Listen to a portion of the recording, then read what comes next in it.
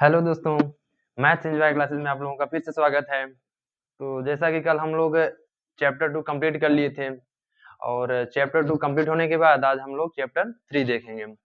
आप लोगों से रिक्वेस्ट है कि चैप्टर 2 कंप्लीट हो गया है, लेकिन आप लोग अगर नहीं देखे हैं तो चैप्टर 2 ज़रूर देख के आइएगा। क्योंकि अगर चैप्टर 2 नहीं देखेंगे तो चैप्टर 3 जल्दी समझ में नहीं आएगा, क्योंकि हर चैप्टर एक ना एक दूसरे से लिंक होता है। तो अगर आप लोग चैप्टर 2 देख लिए हैं तो ही चैप्टर 3 देखिए, और अगर चैप्टर 2 नहीं देखे हैं और उसके पहले चैप्टर 1 भी नहीं देखे हैं तो आप लोग पहले चैप्टर 1 देखिएगा। क्यों? क्योंकि चैप्टर 2 चैप्टर 1 से लिंक है। तो हर चैप्टर से लिंक है एक दूसरे से, इसलिए आप लोग स्टार्टिंग से देखते आइए और फिर इस चैप्टर 3 की शुरुआत करते हैं। जो लोग देख लिए हैं उनके साथ शुरुआत करते हैं। और आप लोगों से बार-बार कह रहे हैं कि आप लोग बस वीडियो देखिए और रिवाइज़ करते रहिए, क्योंकि रिवाइज़ जितना करेंगे उतना ही अच्छा रहेगा। और ये सोच रहे होंगे कि बिना रिवाइज़ ही कुछ हो जाएगा, तो रिवाइज़ के ज़्यादा सही रहता नहीं है, क्योंकि आप लोग सिर्फ़ वीडियो देखेंगे तो भी काम चल जाएगा, तो भी नहीं सही है। आप लोग बस अगर ज़्यादा कुछ नहीं कर रहे हैं तो इतना भी देख कर लीजिए कि वीडियो देखने के बाद वीडियो के ही क्वेश्चन लगा लीजिए। और अगर आप लोग वीडियो के ही क्वेश्चन लगा ले रहे हैं तो भी मैं गारंटी देता हूँ कि आप लोग 90% मार्क्स ज़रूर लाएँगे एग्ज़ाम में। तो इसलिए कुछ तो करना पड़ेगा, अगर कुछ नहीं कर रहे हैं तो दिक्कत है। और अगर आप लोगों को ये लग रहा होगा कि सब हो जाएगा और आप लोग मौज-मस्ती कर रहे हैं, तो एक बार अपने मम्मी-पापा का भी चेहरा देख लिया करिए कि वो हमारे लिए कर क्या रहे हैं। तो थोड़ा-सा उनके लिए भी, अगर उनके बारे में सोच रहे हैं, तो थोड़ा-सा उनके लिए ही सही, लेकिन पढ़ लीजिए थोड़ा-सा। तो ठीक है, आज हम लोग पढ़ते हैं 3rd चैप्टर। 3rd चैप्टर क्या है? 3rd चैप्टर का नाम है 3rd चैप्टर का नाम है the pair of linear equation the pair of linear equation in two variable in two variable the pair of linear equation in two variable। अच्छा, तो ये चैप्टर का नाम है, तो पहले हम लोग देखते हैं इसका मतलब क्या होगा। इसकी भी तो कुछ मीनिंग होगी। अगर मान लीजिए चैप्टर का नाम ही रखा जाता है तो उसका भी तो कुछ मीनिंग होता है। तो लेकिन हम जी एक चीज़ और ध्यान देते हैं कि जब भी चैप्टर का नाम रखा जाता है तो उसमें वो जो नाम होता है उस नाम से ही पूरे चैप्टर का एक्सप्लेनेशन एक साथ हो जाता है। तो ठीक है, हम लोग देखते हैं भाई कि इसका मीनिंग क्या होता है। अच्छा जी, इसमें देखते हैं कि पहले इक्वेशन शब्द यूज़ हुआ है। इक्वेशन वर्ड का मतलब क्या होता है? तो इक्वेशन वर्ड का मतलब होता है एक ऐसा मैथमेटिकल स्टेटमेंट। इक्वेशन वर्ड का मतलब होता है एक मैथमेटिकल स्टेटमेंट, दैट इज एक ऐसा मैथमेटिकल स्टेटमेंट होगा जो क्या रिप्रेजेंट करेगा? इक्वेलिटी इन टू एक्सप्रेशन का इक्वेलिटी को रिप्रेजेंट करेगा। दैट इज क्या होता है? A mathematical statement a mathematical statement a mathematical statement that shows shows that shows equality of two expression। एक ऐसा मैथमेटिकल स्टेटमेंट होता है जो टू एक्सप्रेशन के बीच इक्वालिटी रिप्रेजेंट करता है। अब करता कैसे है वो? इसके लिए क्या करता है? Using using equal sign using equal sign using equal sign. एक ऐसा मैथमेटिकल स्टेटमेंट होता है जो टू एक्सप्रेशन के इक्वलिटी को रिप्रेजेंट करता है इक्वल साइन का यूज करके। अच्छा, इसका एक एग्जांपल देख लेते हैं। देखिए, एग्जांपल ये होता है कि जैसे मान लीजिए हमारे पास एक x प्लस 3 है और इज इक्वल टू 7। अब x प्लस 3 इक्वल 7 मतलब क्या हुआ कि ये जो हमारा x प्लस 3 है यह 7 के इक्वल है। x प्लस 3 है जो यह 7 के इक्वल है। तो हम x प्लस 3 इक्वल 7 लिखे हैं। तो इसका मतलब हम x में ऐसी कौन सी वैल्यू ऐड करें जिससे हमें 7 प्राप्त हो जाए। तो x में हम वैल्यू ऐड करने के लिए क्या करेंगे? इसको या तो सॉल्व करेंगे या तो हम चेक करेंगे, या तो भाई हम सर्चिंग मेथड अपनाएंगे। अब सर्चिंग मेथड के लिए क्या है कि हम सोचते जाएंगे कि अगर हम 1 करते हैं तो 3 + 1 4, 3 + 2 6 5 3 + 3 6 और 3 + 4 7। या तो सिंपल मेथड क्या है कि x = 7, इधर +3 है इधर -3 हो जाएगा, 7 - 3 x = 4।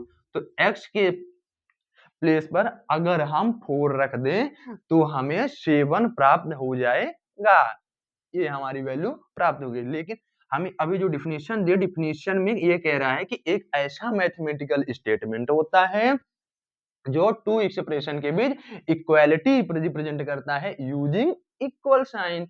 ये हमारा हो गया इक्वेशन। ठीक, अच्छा भाई अब हम लोग चलते हैं आगे।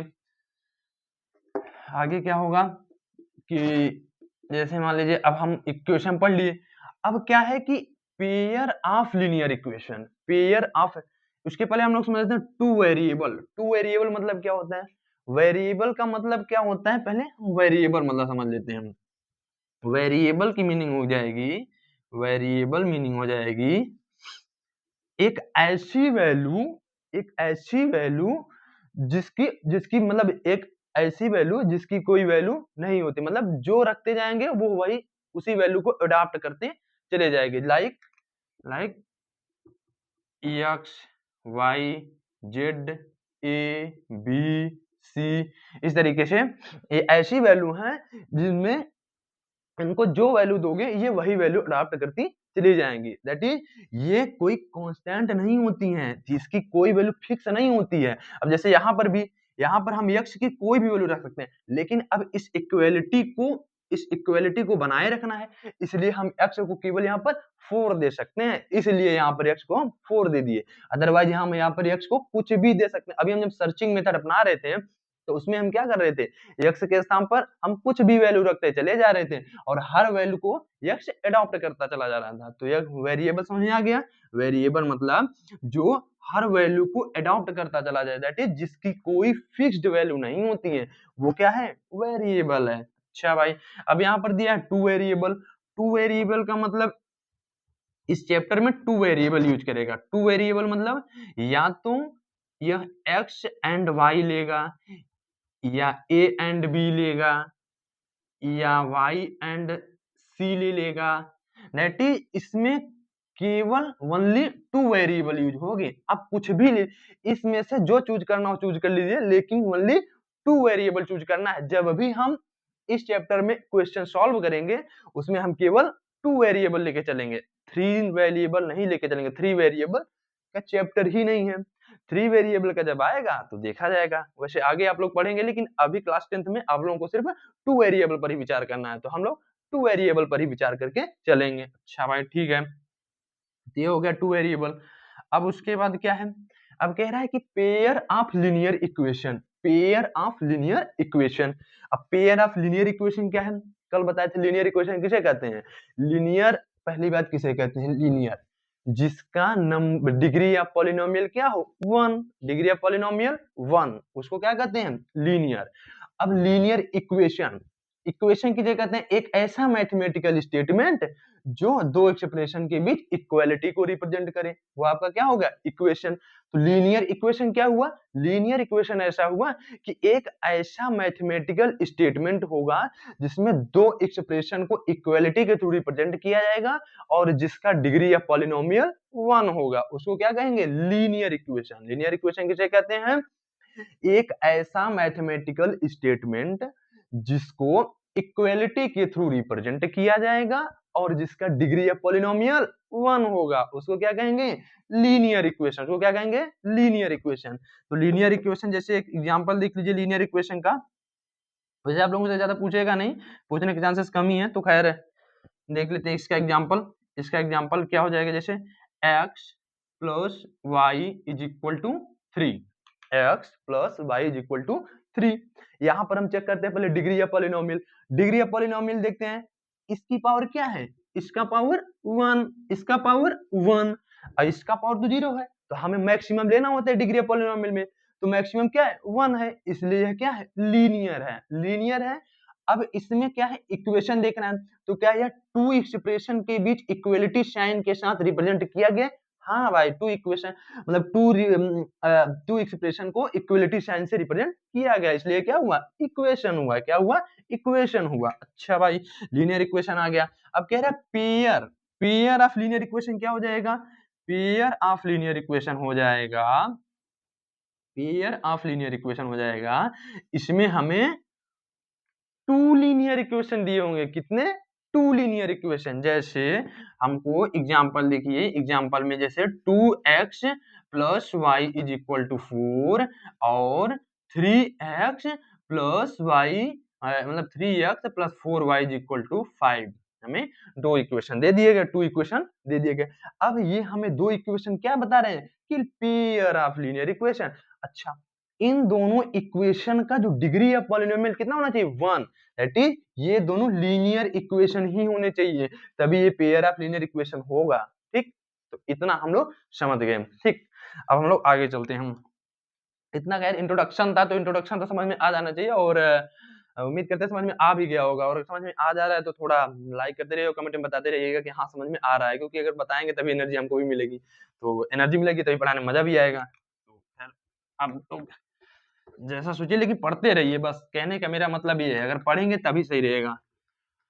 तो अब आगे चलते हैं, थोड़ा सा इंट्रोडक्शन लेते हैं। अब इंट्रोडक्शन चैप्टर का तो मतलब ये चैप्टर के बारे में जो दिया गया उसका मतलब तो जान गए। अब इसका इंट्रोडक्शन, अब इसके बारे में थोड़ा जानेंगे। इंट्रोडक्शन क्या कहता है भाई, इंट्रोडक्शन में हम इसका देखते हैं, इंट्रोडक्शन, इंट्रोडक्शन। ठीक भाई, इसका हम इंट्रोडक्शन देखते हैं। हम इंट्रोडक्शन में क्या देखेंगे, इंट्रोडक्शन में हम लोग जैसे चलेंगे आगे, उससे पहले हम लोग एक एग्जांपल देख लेते हैं। एग्जांपल मतलब कि अगर मान लीजिए हम लोग को कोई एक स्टेटमेंट दिया गया है, तो उस स्टेटमेंट से इक्वेशन कैसे बनाएंगे, क्योंकि हमें आगे इक्वेशन से ही खेलना है, इक्वेशन से ही खेलना है। तो एक हम लोग एग्जांपल देख लेते हैं। जैसे कि आप लोग क्लास 9th में कुछ तो बनाना सीख ही लिए होंगे, जो बेसिक तरीका आप लोग सीखे हैं, बस वही चीजें हम लोग एक बार फिर से रिकॉल कर लेते हैं। जैसे मान लीजिए क्या है, एक एग्जांपल ये है, एग्जांपल ये है कि Akhila, Akhila, Akhila is went, Akhila is went to fair, Akhila is went to fair, Akhila is went to fair, Akhila is went to fair.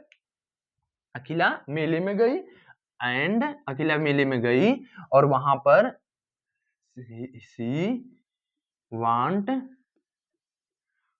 To, she want to क्या करना चाहती हैं, she want to play, she want to play, वह she want to play मतलब वह खेलना चाहती है क्या, सी वांट टू प्ले, मान लीजिए कुछ भी खेलना चाह रही है, या सी वांट टू प्ले कुछ भी, मान लीजिए क्या कहते हैं, मान लीजिए she want to swing, she want to swing,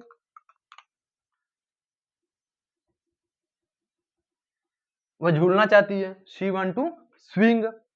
अगर वह झूलना चाहती है and she want to, she want to, वह झूलना चाहती है, एंड शी वांट टू क्या चाहती है, और वह चाहती है राइड करना, और वह राइड करना चाहती है of giant wheels, of giant wheels, और वह जायंट व्हील्स का राइड भी करना चाहती है, उसको राइडिंग भी करना चाहती है। अच्छा, ये हो गया। अब यहाँ क्या है कि जो जायंट व्हील है मतलब ये है, वो कैसे करती है कि जो नंबर ऑफ स्विंग,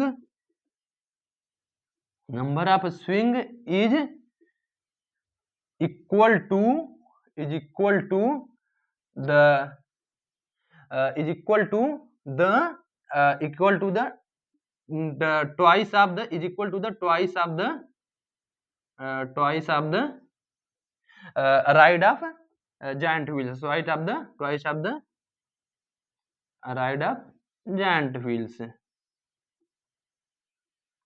अच्छा जी, वह ये कहना चाह रहा है कि जो वह जितनी बार झूलती है वह किसके इक्वल है, वह जितनी बार राइड करती है जायंट व्हील्स का इस जायंट व्हील्स जितनी बार राइड करती है उसका 2 गुना वह झूला झूलती है। वो क्या करती है? वो झूला झूलती है।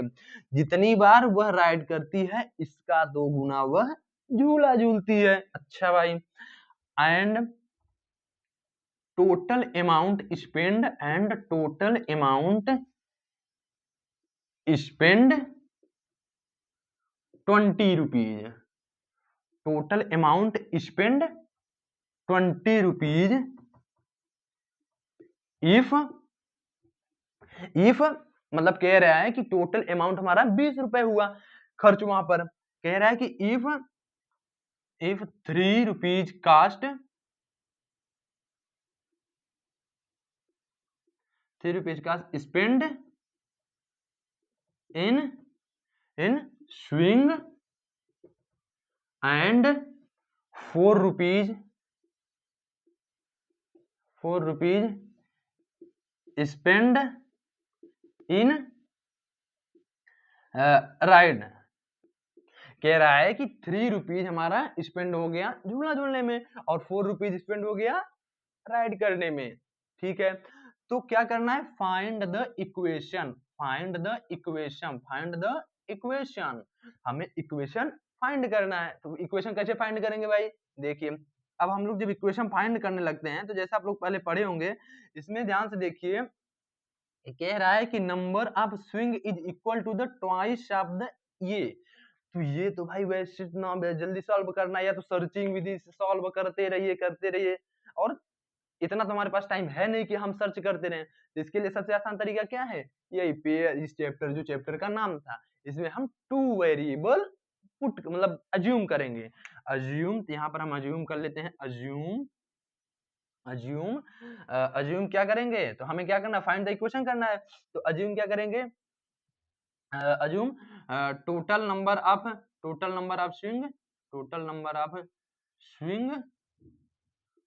Of swing is equal to x and total number of ride is equal to y। Total number of swing is equal to x and total number of ride is equal to y। अच्छा भाई, अब कह रहा है कि number of swing is equal to the twice of the ride of giant wheels. जितनी बार वह ये मतलब ये जो तुम्हारा ये है हाँ, राइड ऑफ जायंट व्हील्स जो है, मान लीजिए राइड ऑफ जायंट व्हील्स कितना है? y है। यह तुम्हारा इसका 2 गुना, मतलब ये जो स्विंग है यक्स जो है ये तुम्हारा, यह इक्वल टू तुम्हारा राइड ऑफ जायंट्स का 2 गुना है। 2 ट्वाइस है तो 2y हो जाएगा। x is equal to 2y हो जाएगा। अच्छा भाई, अब दूसरा ये तुम्हारा हो जाएगा इक्वेशन 1। ये तुम्हारा क्या हो जाएगा? इक्वेशन 1। बस करना क्या, जैसा जैसा कह रहा है बस वैसे वैसे लिख देना है। जैसा जैसा कह रहा है वैसे वैसे लिख देना है। अच्छा भाई, अब उसके बाद क्या कह रहा है? अब कह रहा है कि total amount spend 20 rupees if. कह रहा है कि टोटल अमाउंट 20 रुपीज स्पेंड हो गए अगर हमारे 20 रुपीज स्पेंड हो गए तो यदि 3 rupees cost spend is swing. झूला झूलने में अगर हमारे 3 रुपए खर्च हो रहे हैं, that is 3x spent in swing and 4 rupees spent in ride, that is minus 4y। मतलब 3x plus 4y is equal to 20। मतलब अगर x बार हम झूल रहे हैं झूला और पूरा झूला झूलने में 3 रुपीज मतलब पूरा झूला झूलने में पर टाइम्स का 3 रुपीज कास्ट स्पेंड हो रहा है हमारा, इसका मतलब ये टोटल ऐसे समझिए 3 रुपीज हमारा कास्ट है झूला झूलने का और 4 रुपीज कास्ट है हमारा राइड करने का। अगर हमने total number of swing assume कर लिया है x और total number of ride assume कर लिया है y, तो हम क्या करेंगे? टोटल कास्ट जब निकालेंगे तो कितना आ जाएगा? यह 3 इंटू ये 3 इंटू इतना समथिंग कि हमारा देखिए जो टोटल नंबर ऑफ स्विंग है इतना है और total number of ride Y है, तो 3 इंटू एक्स हो जाएगा और 4 इंटू वाई हो जाएगा। 4 इंटू वाई हो गया तो 4 इंटू वाई कर देंगे तो हमें टोटल कास्ट आ जाएगा भाई, टोटल कास्ट आ जाएगा। जैसे मान लीजिए तो ये हमारा हो गया इक्वेशन 2। ये हमारा हो गया इक्वेशन 2। तो ये रहा हमारा इक्वेशन बनाने का मेथड। तो खैर ये आप लोग क्लास 9 में पढ़े होंगे, एक बार हमने कहा कि सोचा कि रिकॉल करा दें तो ठीक है। अब अगर समझ में आ गया तो अच्छी बात है, और समझना ज़रूरी भी है। तो समझिए, हम तो कहेंगे समझना ही सबसे ज़रूरी इम्पोर्टेंट काम है, और समझते रहिए, और समझ में आ रहा है तो थोड़ा कमेंट बॉक्स में भी लाइक करते रहेंगे और हमको बताते रहेंगे तो अच्छा भी लगेगा। और इस हिसाब से हम लोग चलते हैं आगे, देखते हैं आगे क्या है।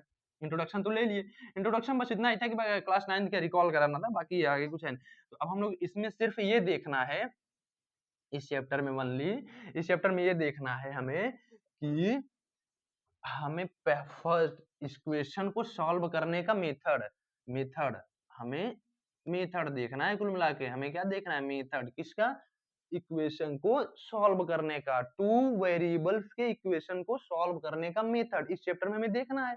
तो पहला मेथड क्या है, पहला है ग्राफिकल मेथड। पहला क्या है, graphical method.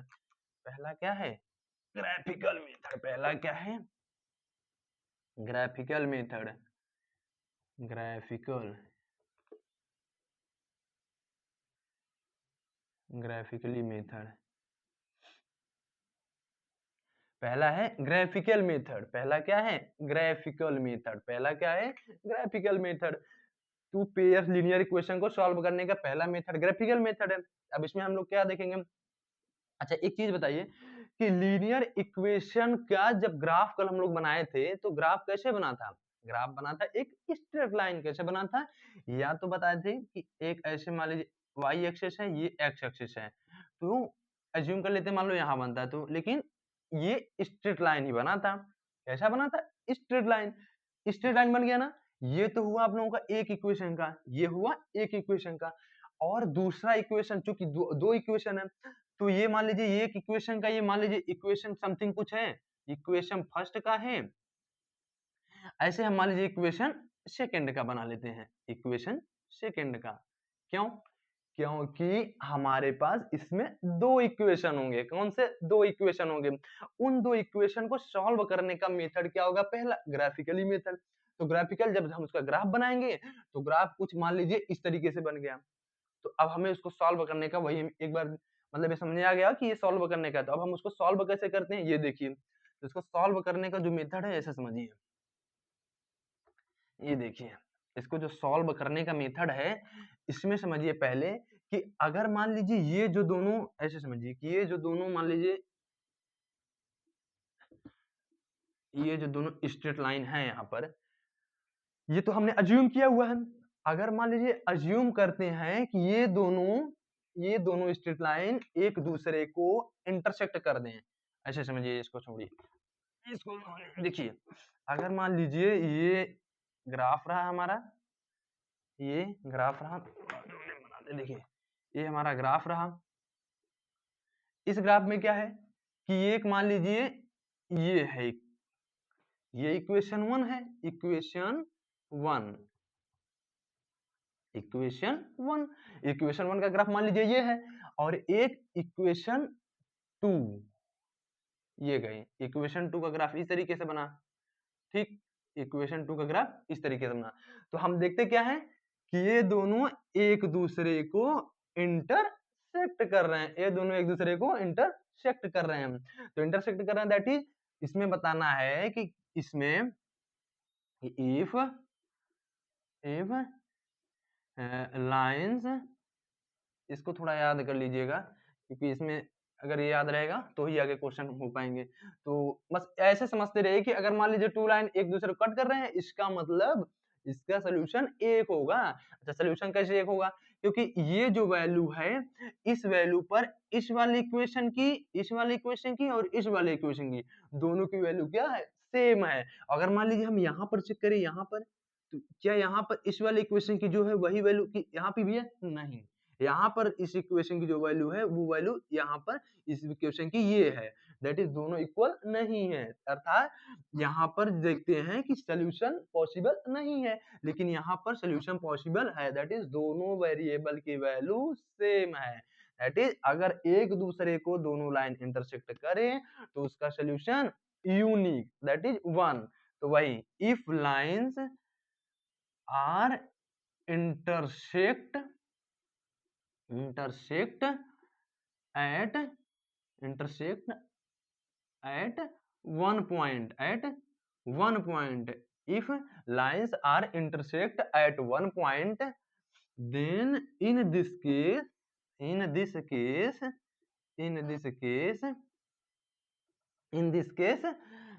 pair of linear equation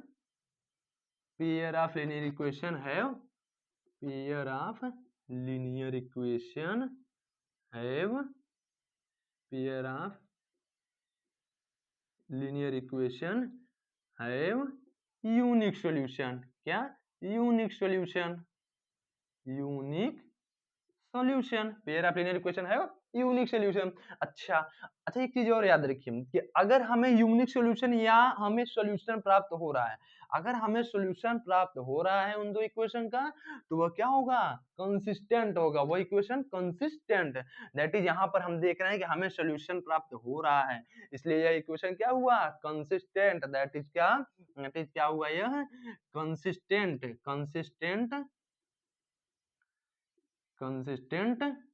consistent pair of linear equation. Consistent pair of linear equation.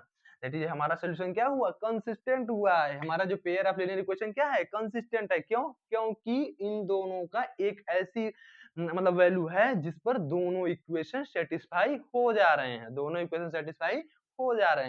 तो वो दोनों इक्वेशन सेटिस्फाई होंगे तो उसको क्या कहेंगे? उन दो इक्वेशन को कंसिस्टेंट। उस पेयर को क्या कहेंगे? पेयर ऑफ लीनियर इक्वेशन को कंसिस्टेंट। ठीक। अच्छा, मान लीजिए अगर ये है, और अगर मान लीजिए ये दे दिया होता कि ये जो दोनों लाइन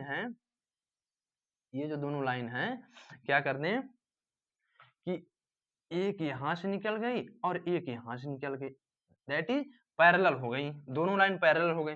तो क्या कोई एक ऐसी वैल्यू पॉसिबल है कि जिस पर दोनों इक्वेशन की, मान लीजिए ये इक्वेशन 1 है, ये इक्वेशन 1 का ग्राफ है, ये इक्वेशन 2 का ग्राफ है। अच्छा, तो क्या कोई एक ऐसी वैल्यू पॉसिबल है जिसके लिए दोनों इक्वेशन पर दोनों वेरिएबल की वैल्यू सेम हो? हम चेक करते हैं क्या, अगर मान लीजिए यहाँ पर चेक करते हैं तो यहाँ पर क्या इसकी सेम है? नहीं भाई। क्यों? क्योंकि यहाँ पर जो है वैल्यू, ये यहाँ पर इस इक्वेशन की वैल्यू ये है। यहाँ पर देखते हैं, अच्छा यहाँ पर अगर मान लीजिए यहाँ पर चेक करते हैं तो यहाँ पर इसकी वैल्यू कुछ और है, तो यहाँ पर देखते हैं तो इसकी वैल्यू ये है। दैट इज दोनों की वैल्यू सेम नहीं है। जब सेम नहीं है तो इसका मतलब इसका कोई सोल्यूशन ऑब्टेन नहीं होगा। जब सोल्यूशन ऑब्टेन नहीं होगा तो इसका मतलब क्या हुआ? इसका मतलब ये हुआ कि if lines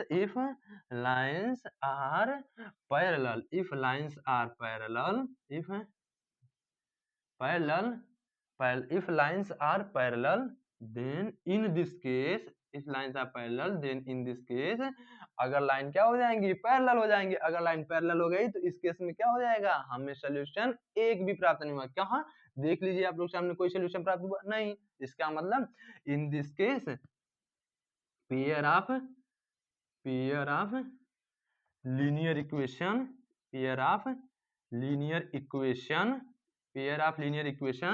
have no solution.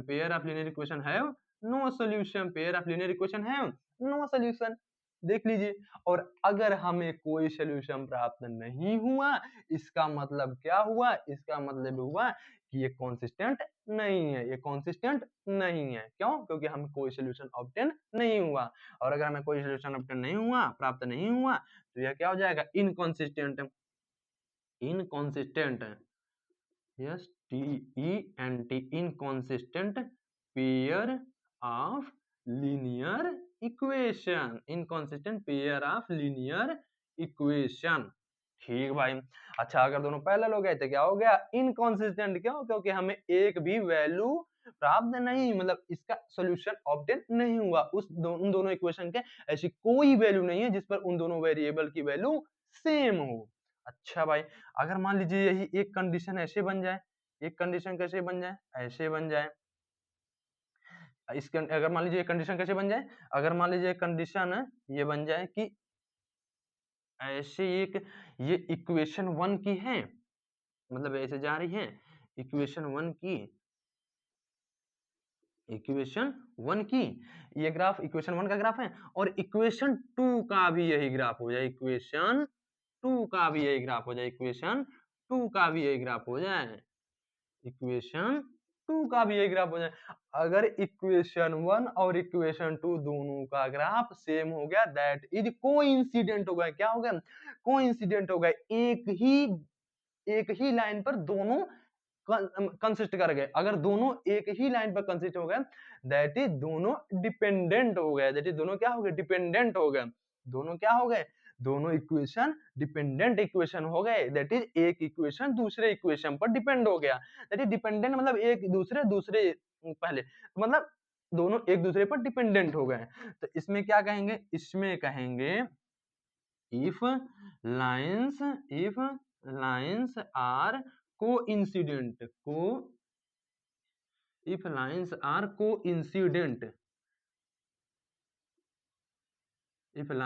coincident then in this case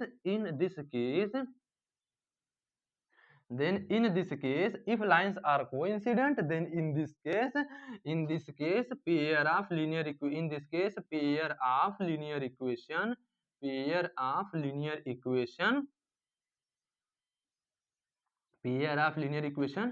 have infinite solution. Infinite भाई, हम जिस वैल्यू पर चेक करें उसी वैल्यू पर दोनों इक्वेशन की वैल्यू सेम आ जा रही है। दैट इज दोनों वेरिएबल की वैल्यू सेम आ जा रही है। यहाँ पर चेक करें, यहाँ पर मान लो चेक कर रहे हैं तो भी सेम, यहाँ पर चेक करें तो भी सेम, यहाँ पर चेक करें तो भी सेम, यहाँ पर सब जगह हमें सेम वैल्यू प्राप्त हो रही है। अगर हमें सेम वैल्यू सब जगह सेम प्राप्त हो रही है, that is infinite solution. Infinite solution. अच्छा, अब कंसिस्टेंट और इनकंसिस्टेंट पर बात करते हैं हम। अच्छा, इसमें क्या सॉल्यूशन हमें प्राप्त हो रहा है क्या? नहीं। हाँ, सॉल्यूशन इसमें हमें प्राप्त, वो अलग बात है कि इनफाइनाइट सॉल्यूशन प्राप्त हो रहा है, लेकिन हमें सॉल्यूशन प्राप्त हो रहा है। और अगर सॉल्यूशन प्राप्त हो रहा है, इसका मतलब कंसिस्टेंट, इसका मतलब कंसिस्टेंट, इसका मतलब कंसिस्टेंट, इसका मतलब consistent pair of linear equation, consistent pair of linear equation, consistent pair of linear equation.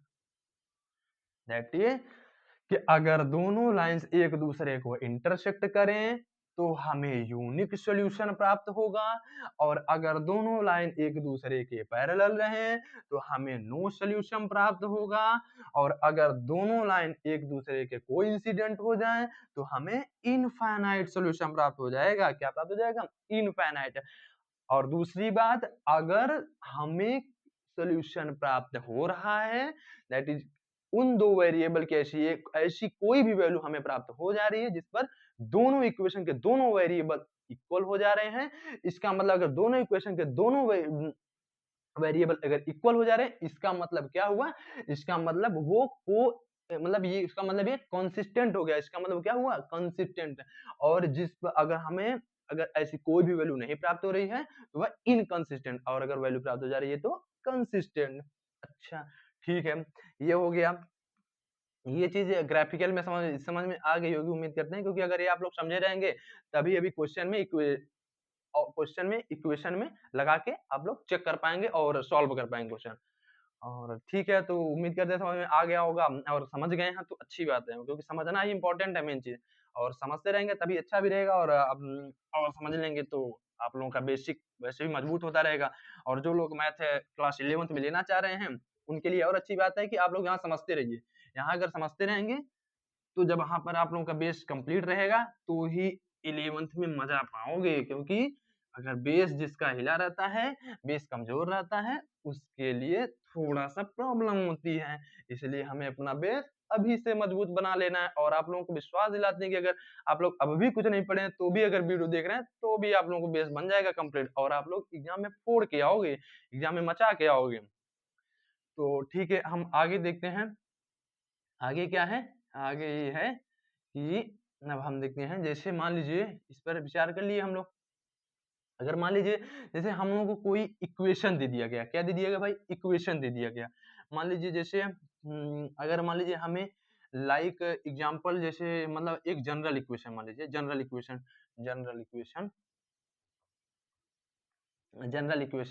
या समझ लीजिए थोड़ा सा जनरल इक्वेशन आप लोग अच्छा थोड़ा बता ही देते हैं, समझिए देखिए कैसे होता है। देखिए जैसे मान लीजिए आप लोगों को दे दिया 2x plus 3y is equal to 1, और आप लोग दे दिया क्या है कि 2x plus 4y is equal to 6, 2x plus 4y is equal to 6। ये आप लोगों का हो गया इक्वेशन 1, ये आप लोगों का इक्वेशन 2।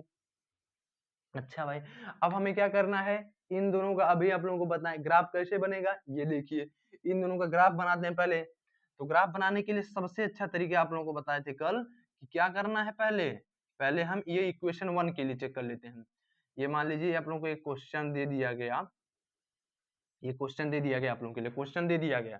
अब इसका सोल्यूशन कैसे होगा, इसका सोल्यूशन के लिए पहले मान लीजिए हम बना लेते हैं, किसके लिए, पहले हम बना लेते हैं हम इसके लिए ग्राफ में 2x plus 3y is equal to 1, 2x plus 3y is equal to 1 के लिए हम लोग ग्राफ बनाते हैं। तो ग्राफ बनाने का सबसे आसान तरीका क्या बताते हैं कि लीनियर के लिए कि सबसे पहले आप लोग ऐसे एक टेबल बना लीजिएगा, टेबल में लिख लीजिएगा एक साइड x और नीचे साइड y लिख लीजिएगा। उसमें क्या करना है सबसे पहले कि पहले x को रख दीजिए 0, x को रख दीजिए 0, यहाँ पर रख दीजिए x को 0, तो y क्या आ जाएगा 1/3। x को भाई 0 रखेंगे तो क्या आ जाएगा, x को रखेंगे 0 plus 3y is equal to 1, तो y इज इक्वल टू 1/3। ठीक, अब हम रखेंगे y इज इक्वल टू 0, जब हम y इज इक्वल टू 0 रखेंगे तो हमें x की वैल्यू क्या आ जाएगी 1/2। देखिए यहाँ पर देखिए ये हम क्या किए कि 2x plus 3 into 0 is equal to 1, तो 2x plus 0 is equal to 1, तो x is equal to 1/2, x is equal to 1/2। अच्छा भाई, इसका हम लोगों ने ये बना लिया। अब क्या करना है, इसको इसको एक बनाना है ग्राफ, इसमें रिप्रेजेंट करना है। देखिए रिप्रेजेंट कैसे होगा, यहाँ पर x की वैल्यू जब 0 है तो y की वैल्यू क्या है 1/3, मान लीजिए ये रहा, तो 0 कामा 1/3। ठीक है भाई, अब क्या है y की वैल्यू 0 है और x की वैल्यू 1/2, मान लीजिए ये रहा 1/2 कामा 0, इन दोनों क्या करना है मिला देना है, इन दोनों को मिला दीजिए। अच्छा भाई मिला दिए हम। ठीक है, अब हम 2x plus 4y is equal to 6 का बनाते हैं हम। 2x प्लस 4y प्लस 6 के लिए फिर से आप लोग एक टेबल बना लीजिए, इसमें x ऊपर y नीचे लिख लीजिए। अब क्या करना है, फिर से आप लोगों को भाई x is equal to 0 put कर दीजिए, जब 0 पुट करोगे तो y की वैल्यू क्या आ जाएगी, x के स्थान पर 0 पुट करोगे तो 0 plus 4y is equal to 6, y is equal to क्या आ जाएगा 3/2, y इज इक्वल टू क्या आ जाएगा 3/2। और मान लीजिए y इज इक्वल टू जब 0 पुट करेंगे, 0 पुट करेंगे y is equal to 0 put करेंगे, y is equal to 0 put कर दिए 2x plus 4y 4 into 0, 4 into 0 is equal to 6, तो दैट इज हो जाएगा 2x is equal to 6, x is equal to 3, x is equal to 3 आ गया, तो y को 0 पुट किया तो x इज इक्वल टू 3 आ गया। अच्छा, और अगर मान लीजिए एक बात बताइए, अगर हम लोग क्या किए कि y की वैल्यू अगर हम लोग पुट कर दिए 1, y की वैल्यू पुट कर दिए 1, y की वैल्यू अगर हम 1 पुट करेंगे, y की वैल्यू अगर हम 1 पुट कर दिए, y की वैल्यू हम इसमें पुट कर दिए 1, y की वैल्यू क्या की दिए पुट कर दिए 1, y की वैल्यू 1 पुट कर दिए तो हम लोग क्या देखते हैं 2x plus 4 into 1 is equal to 6, तो 2x जब उधर जाता है तो 6 माइनस 4, तो 2x इज इक्वल टू 2, तो x इज इक्वल टू 1, तो इसमें क्या आ जाएगा x की वैल्यू 1 आ गई, x की वैल्यू क्या आ गई 1 आ गई। अच्छा भाई, अब इसी प्रकार से इसमें भी हम लोग क्या करते हैं, इसमें भी एक बार हम लोग क्या पुट कर लेते हैं, चेक कर लेते हैं कि x की वैल्यू जब हम लोग 1 रखते हैं, x की वैल्यू 1 रखते हैं, x की वैल्यू जब हम लोग 1 रखते हैं, x की y की वैल्यू जब हम लोग 1 रखते हैं, तो y की वैल्यू जब हम रख देंगे तो 2x प्लस 3y जैसे रुकिए 2x प्लस ये था मान लीजिए ये हो जाएगा इतना, तो ये हो जाएगा इतना इतना इतना, तो मान लीजिए 2x इतना हो गया, और अगर यही हम लोग क्या किए इसको किए हाँ देखिए क्या करना है कि यहाँ पर ये करते हैं, चेक कर लेते हैं रुकिए कि y की वैल्यू हम लोग पुट कर देते हैं -7 पुट करते हैं, y की वैल्यू -7, y की वैल्यू -7 पुट करते हैं तो 2x plus 4 into -7 is equal to 6, तो 2x plus -28 is equal to 6, तो 2x is equal to 6 plus 28, तो x इज इक्वल टू 17 आ जाएगा, x इज इक्वल टू 17। और यहाँ पर भी जब हम लोग ये y की वैल्यू मान लीजिए हम -7 पुट कर दिए, y की वैल्यू जब हम -7 पुट करेंगे, y की वैल्यू मान लो हम -7 पुट कर दिए, y की वैल्यू मान लीजिए हम लोग 7 पुट कर दिए, मतलब एक तरीका ये है इसको सॉल्व करने का कुल मिला के कि आप लोग को ऐसे बनाते जाना है, चेक करते जाना है। जैसे मान लीजिए अगर हम इसको पुट करेंगे तो मान लीजिए 0 हो जाएगा, तो ये हो जाएगा -y हो जाएगा, तो ये हो जाएगा -5 पुट करना था। यहाँ पर क्या करना है, ऐसे आप लोगों को भी सर्च करना है कि हमें कि ऐसी कोई वैल्यू मतलब ऐसे रुकिए, अच्छा बता रहे हैं, रुकिए देखिए इसमें क्या है, आप लोगों को इसके पहले चाहिए कि वो बता देते हैं, रुकिए 2 मिनट सुनिए। देखिए एक जनरल फॉर्म बता देते हैं, पहले जनरल फॉर्म में देख लीजिए, जनरल फॉर्म देख लीजिए। मान लीजिए हमें 2 लीनियर इक्वेशन दिए गए हैं, a1x plus b1y is equal to c1 और a2x plus b2y is equal to c2। अगर हमें दो जनरल फॉर्म दे दिए हैं, क्या क्या दिए गए हैं, a1x plus b1y is equal to c1, a2x plus b2y is equal to c2। हमें दो इक्वेशन दे दिए गए हैं। अब इन दो इक्वेशन के आधार पर आप लोग पहले एक कंक्लूजन बता देते हैं, जिसके कारण हमें इक्वेशन सॉल्व करने में थोड़ा इजी हो जाए। तो देखिए एक कंक्लूजन क्या है कि अगर इफ, पहले बताए थे कि इफ अगर हमें कोई इक्वेशन दिया हो a1 by a2 not equal b1 by b2, अगर a1 by 2 not equal b1 by 2, तो हमें फिर अगर ये चेक कर लिया कि नॉट इक्वल b1 बाई 2, तो c1 पर हमें जाना ही नहीं है, a1 और b1 पर ही रुक जाना है। फिर तो अगर ऐसी कंडीशन आ गई, दैट इज यूनिक सोल्यूशन। क्या हो गया, यूनिक सोल्यूशन, यूनिक सोल्यूशन। और यूनिक सोल्यूशन कब होता था, जब दोनों लाइन एक दूसरे को क्या करे, इंटरसेक्ट करे, दोनों लाइन से क्या करें, इंटरसेक्ट करें, और जब इंटरसेक्ट करती हैं तो हमें यूनिक सोल्यूशन प्राप्त होता है। और जब हमें सोल्यूशन प्राप्त होता है तो वह क्या होता है, वह हमें क्या कंसिस्टेंट होता है पेयर। तो यहाँ पर क्या होगा, यूनिक सोल्यूशन होगा, इंटरसेक्शन होगा, इंटरसेक्शन होगा, इंटरसेक्शन होगा, और दोनों इक्वेशन क्या होंगे, कंसिस्टेंट होंगे।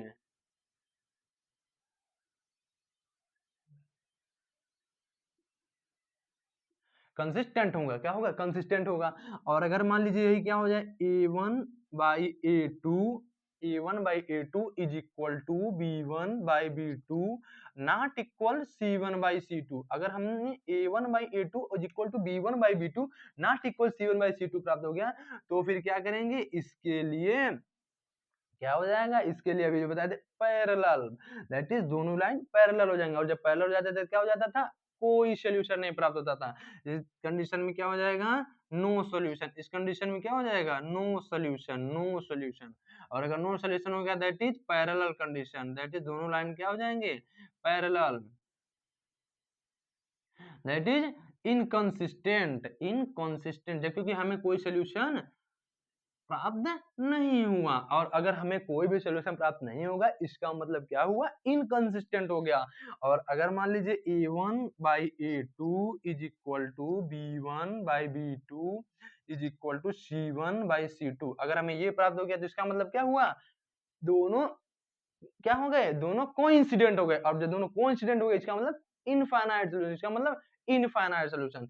इस कंडीशन में इनफाइनाइट सोल्यूशन प्राप्त होगा, infinite, infinite solution, infinite solution, that is coincident, coincident, dent, coincident, और coincident that is consistent होगा, consistent होगा, कंसिस्टेंट होगा, कंसिस्टेंट होगा, ठीक है। तो थोड़ा ये तीन कंडीशन आप लोग याद रख लीजिए, ये कंडीशन याद रखेंगे तो अभी जो इक्वेशन लिखिए तो वो इक्वेशन जल्दी सॉल्व हो जाएगी। तो देखिए कैसे सॉल्व होगा, अभी चेक कर ले रहे हैं। आप लोग उम्मीद कर रहे हैं लिख लिए होंगे, और लिख लिए, थोड़ा याद रखने के लिए है चीजें, तो इसको थोड़ा याद कर लीजिएगा, क्योंकि याद होगा तभी ग्राफिकल मेथड थोड़ा सॉल्व करने में इजी होगा। तो इसको थोड़ा देखते हैं, आप लोग पॉज करके वीडियो देख लीजिए, उतार लीजिएगा, तो देखते हैं आगे। जैसे मान लीजिए ये है, अब मान लीजिए हम क्या करते हैं, क्वेश्चन देख लेते हैं। क्वेश्चन देख लेते हैं हम लोग। क्वेश्चन क्या देख लेते हैं भाई, क्वेश्चन क्या देख लेते हैं कि फाइंड, मतलब पहले क्या कर लेना है, चेक, कि check by graphical method,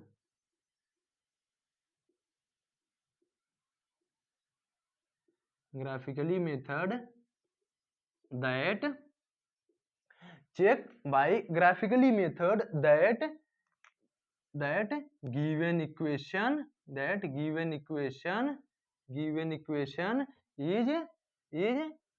unique। अब हमें इक्वेशन क्या दिया हुआ है, इक्वेशन दिया हुआ है हमें x plus Y is equal to 0, एक इक्वेशन ये हो गया। दूसरा इक्वेशन क्या दे दिया भाई, दूसरा इक्वेशन दे दिया हमें x plus 2y is equal to 1, ये मान लो हमें दे दिया गया, ठीक। x plus 2y is equal to 1 हो गया, ठीक है भाई। तो हमें क्या हो जाएगा, हमें यहाँ पर चेक कर लेना है, मान लीजिए यहाँ पर हमें क्या हो जाएगा कि जैसे हाँ ये क्वेश्चन हो गया, ठीक है। अब इसमें क्या करना है, हम पहले क्या करेंगे, ग्राफिकल में चेक करेंगे, अब उसके बाद क्या करना है, is unique and find and if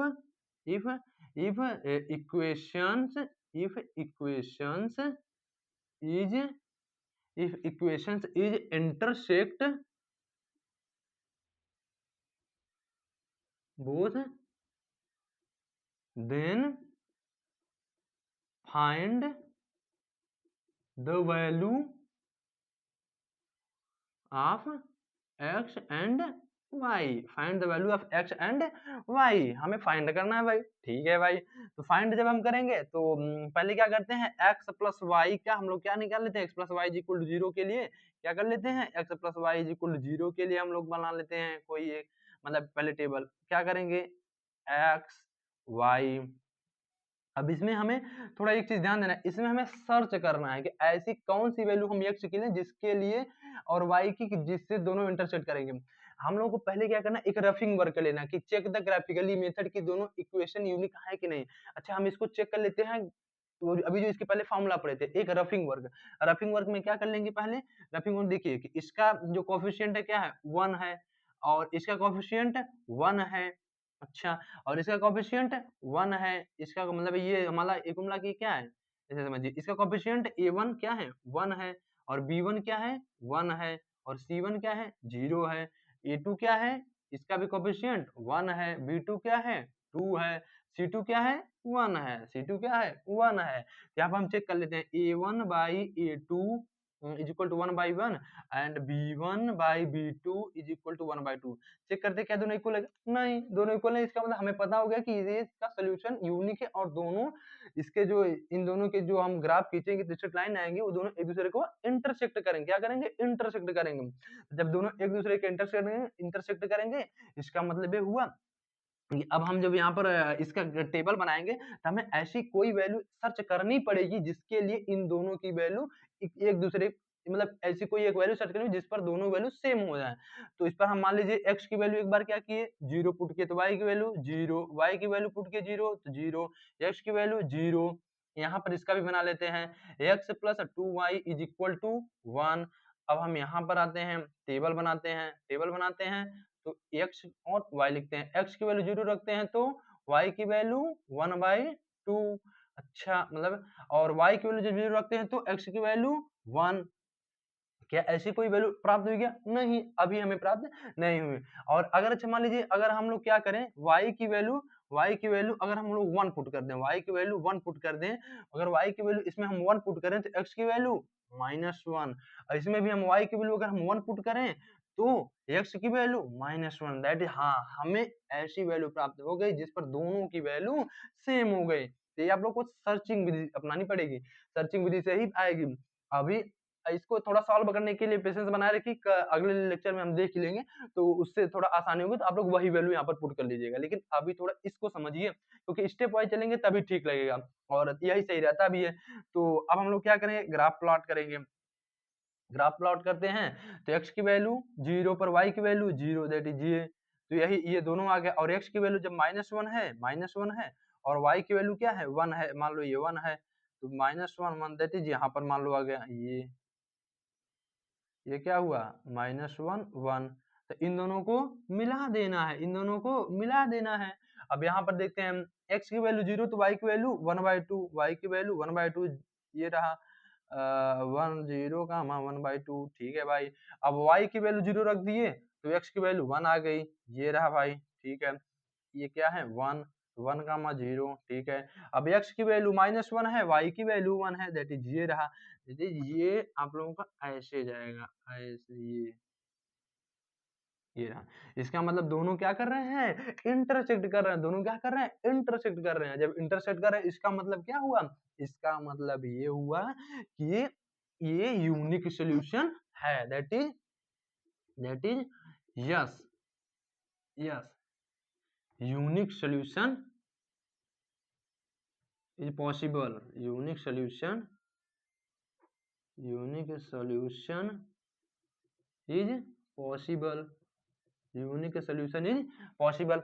अब हमें क्या करना है फाइंड भी करना है, तो हमें फाइंड तो हो गया ना किस वैल्यू पर दोनों एक दूसरे को कट कर रहे हैं -1 और 1 पर, तो दैट इज ये एक ऐसी वैल्यू है जिस पर दोनों की वैल्यू सेम है, जिस पर दोनों की वैल्यू सेम है दैट इज x की वैल्यू हमें -1 प्राप्त हुई है और y की वैल्यू 1 प्राप्त हुई है दैट इज यही हमारा सोल्यूशन हुआ, यही हमारा क्या हुआ सोल्यूशन हुआ। ठीक ठीक है, उम्मीद करते हैं समझ में आ गया होगा। ठीक है, हम देखते हैं आगे नेक्स्ट क्वेश्चन देखते हैं। नेक्स्ट क्वेश्चन क्या है भाई, नेक्स्ट क्वेश्चन ये कहता है, नेक्स्ट क्वेश्चन कहता है कि जैसे मान लीजिए आप लोगों को एक क्वेश्चन ऐसे दे दिया गया कि क्वेश्चन ये दे दिया गया कि क्वेश्चन ये दे दिया गया कि if boy if 10 student if 10 student 10 boys and girls